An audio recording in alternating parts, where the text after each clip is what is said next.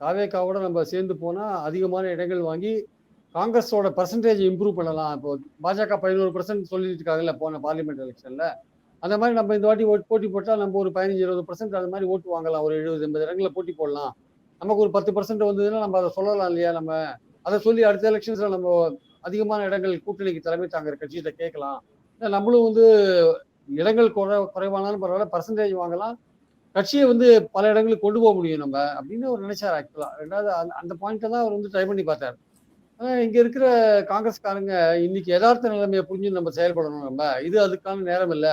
இவங்க வந்து கட்சியை வளர்க்கறது ராகுல் காந்திக்கு ரொம்ப கோவம். நீங்க கட்சியை வளர்த்துன்னு தான் நம்ம நல்ல தைரியத்தோட கேட்கலாம்.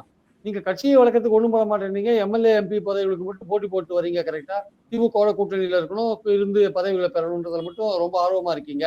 கட்சியை வளர்க்கறதுல என்ன பண்ணீங்க? கடந்த 5 வருஷமா 10 வருஷமா என்ன ப்ரோக்ராம் பண்ணீங்க சொல்லுங்க.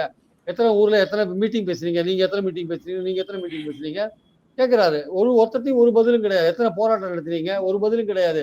எத்தனை மெம்பர்ஷிப் டிரைவ் பண்ணீங்க? ஒரு பதிலும் கிடையாது. எத்தனை பாத யாத்திரை போனீங்க? ஒரு பதிலும் கிடையாது. இது மாதிரி இருக்கிறப்போ அவர் என்ன நினைக்கிறாரு? நான் வந்து காங்கிரஸ் வளர்க்கணும்னு நினைக்கிறேன். அதுக்காக நான் திமுக இப்ப போராடுறேன்.